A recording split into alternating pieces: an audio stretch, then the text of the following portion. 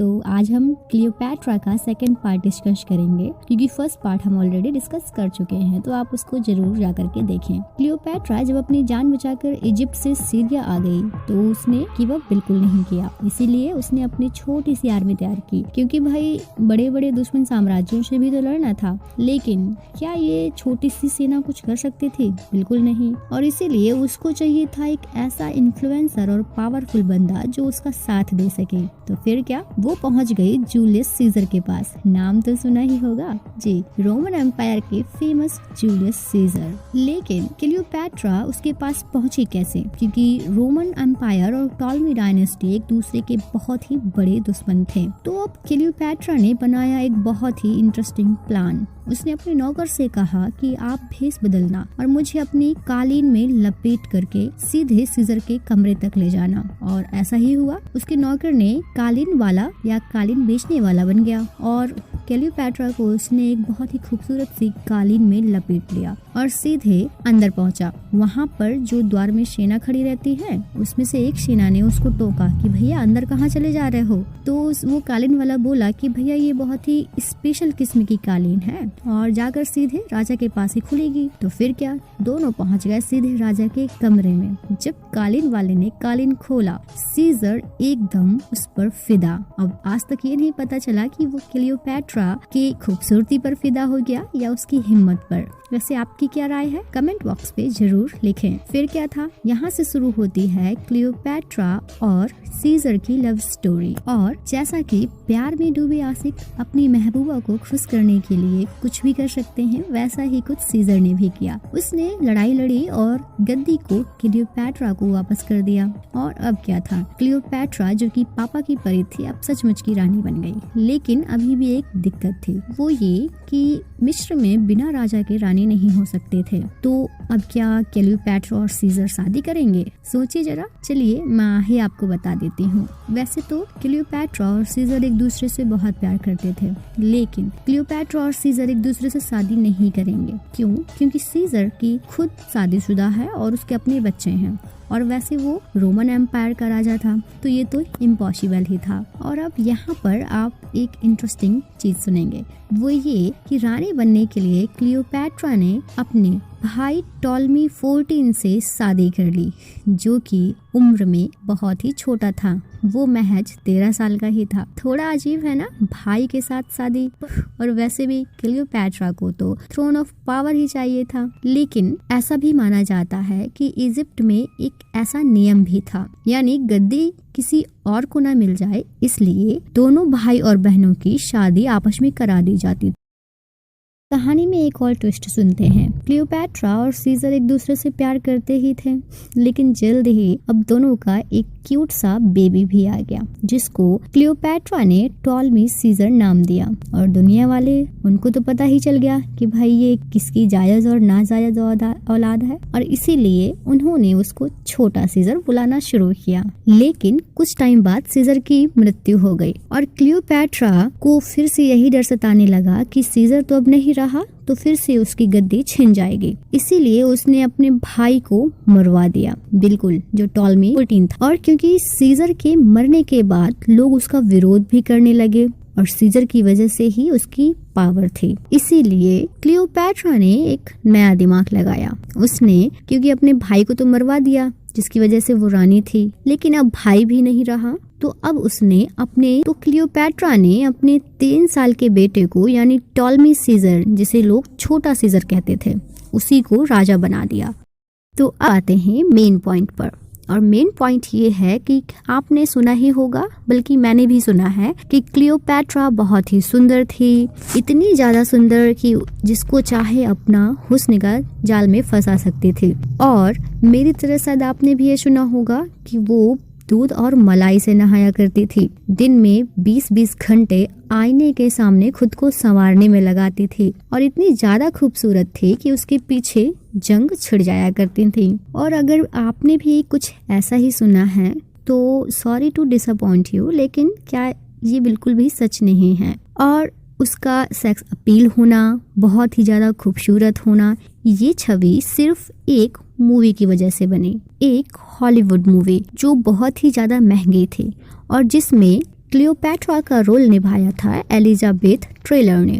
उसको इस मूवी में कुछ ज्यादा ही सुंदर दिखा दिया गया। हालांकि इस मूवी को बहुत सारे अवार्ड भी मिले और क्लियोपैट्रा का ग्लैमरस होना, खूबसूरत होना और सेक्स अपील होना, ये सब उसी हॉलीवुड मूवी की छवि, जबकि ऐसा कुछ भी नहीं है। अगर हम सच कहें तो हिस्टोरिकल एक्शन देखेंगे तो ना तो आपको बहुत ज्यादा टाइट ड्रेस पहने तस्वीरें दिखेंगी और ना ही खूबसूरत और सेक्स अपील वाली रानी, बल्कि अगर आप देखें तो पुराने जमाने के जो सिक्के थे जिनमें क्लियोपैट्रा की तस्वीर एक मर्दाना फोटो लगवाती थी, ताकि लोगों को ये ना लगे कि इतनी जवान लड़की हम पर राज कैसे करेगी और हमें दुश्मनों से कैसे बचाएगी। खैर, इतिहासकार भी कुछ ऐसा ही लिखते हैं। और हाँ, रही बात जो उसकी नीली आई शैडो और मोटे काल की, तो ये भी एक इंटरेस्टिंग स्टोरी है। इसके पीछे एक बहुत बड़ा फैक्ट है। कहते हैं कि उस जमाने में मिस्र की नील नदी में एक बहुत ही ज्यादा संक्रामक रोग फैला हुआ था, जिसकी वजह से इसलिए ये लोग अपनी आंखों में हरे कुछ लेप लगाया करते थे जो सूख करके नीला हो जाता था। और काजल तो वैसे भी आंखों के लिए सेहतमंद होता है। तो इस ट्रेडिशन को इन लोगों ने ग्लैमरस फॉर्म में ज्यादा दिखाया। किसने? जो हॉलीवुड मूवी वाले थे। जो ग्रीक फिलोसोफर प्लूटार्क हैं, उन्होंने भी ये कहा है कि ऐसा नहीं है कि क्लियोपैट्रा जैसी हसीन और कोई नहीं थी, लेकिन उसकी आवाज एक मधुर अनूठा आकर्षण वाली थी। जो भी कोई उसकी आवाज सुनता उसकी तरफ आकर्षित हो जाता था। और आपने जो मूवी में 20-20 घंटे क्लियोपैट्रा आईने के सामने बैठी रहती थी, ऐसा देखा है? वो असल जिंदगी में भी ऐसा नहीं है, क्योंकि उनकी असल जिंदगी में तो उनके पास इन सब चीजों के लिए टाइम ही नहीं था। उनको अपना साम्राज्य संभालना था, दुश्मन की अगली चाल समझनी थी और खुद को बचाए रखने के लिए अगली स्ट्रेटेजी तैयार करनी थी। और सिर्फ ताकतवर लोगों को सीड्यूस कर लेने से इतना सब कुछ नहीं हो सकता था। हाँ, हालांकि उसने सीजर को सीड्यूस किया था, जो कि उम्र में उससे बहुत ही बड़ा था। यानी जब वो दोनों मिले तो क्लियोपैट्रा थी 21 साल की और सीजर थे 52 साल के। लेकिन सिर्फ इस फैक्ट के कारण हम उसकी बाकी खूबियों को नहीं भूल सकते हैं, जैसे कि क्लियोपैट्रा को कम से कम दर्जन भर भाषाएं आती थीं।